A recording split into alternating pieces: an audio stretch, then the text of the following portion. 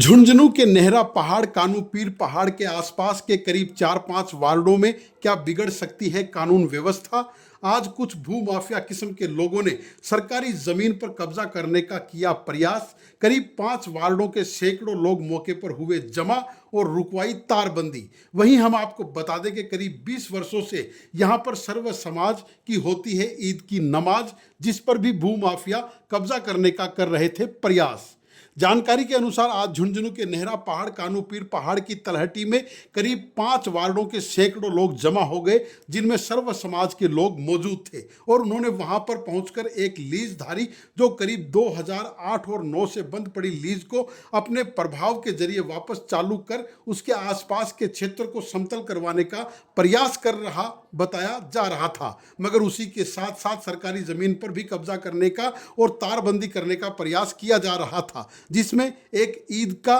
भी शामिल है, जिसमें मुस्लिम समाज के सर्व समाज के लोगों की ईद की नमाज करीब 20 वर्षों से हो रही है। हम आपको बता दें 2008 में से यह लीज की अवधि समाप्त हो गई थी और सुप्रीम कोर्ट ने इस लीज को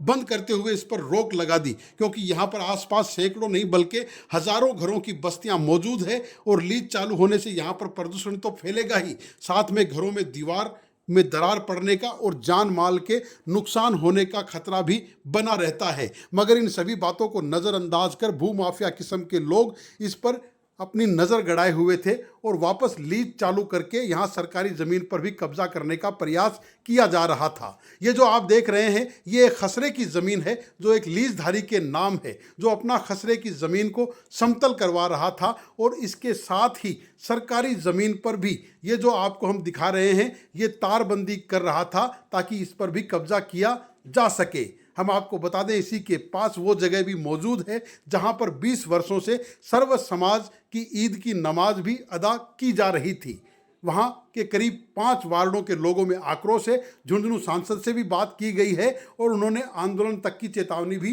दी है। मोहल्ला खोरा प्रतिनिधि की ओर से ये बता रहा हूँ कि घाटी के बाहर जो ज़मीन पहाड़ी की तलहटी की है और यहाँ पर एक ईदगाह भी वर्षों से ईदगाह यहाँ कायम है। आज कुछ भूमाफिया लोग जो लीजधारी हैं वो लोग इसके ऊपर पेड़ लगाने के बहाने कब्जा करना चाहते हैं और ये जो ज़मीन है इसके अंदर हमारे जानवर हैं, गाय भैंस बकरियां हैं, वो सारी यहाँ पर रहती हैं। अगर तार कसी करते हैं तो वो इससे फट जाएगी, वो घायल होगी और इस ज़मीन के ऊपर कब्जा होने से आसपास की जो बस्ती की जो मोहल्ला चिजारान, मोहल्ला खोरा, मोहल्ला व्यापारान है उनको बहुत बड़ी हानि होगी। तो हम ये आज यहाँ बैठे हैं और कानूनी तरीके से हम लड़ाई लड़ेंगे और इस ज़मीन के ऊपर किसी का नाजायज़ कब्ज़ा नहीं होने देंगे। ये वार्ड नंबर 42, 43 और 44 और 2 ये इस ज़मीन के ऊपर लगभग 7 से 8 बाढ़ आते हैं और यहाँ पर ये भी सुना जा रहा है कि ये वापस है वो प्लास्टिंग शुरू होगी। तो जब प्लास्टिंग शुरू होगी तो यहाँ पर काफ़ी चारों तरफ बस्तियाँ बसी हुई हैं, काफ़ी नुकसान होगा। पहले भी जब ये हुआ था तो करीब मोहल्ला खोरा, मोहल्ला चिजारान के 40% मकानों के अंदर हैं वो दरारें आ गई थी। यहाँ पर धरना और प्रदर्शन कई दिनों तक चला और फिर सुप्रीम कोर्ट से इनको आदेश हुआ था कि लीज़ बंद कर दी जाए। उसके बाद में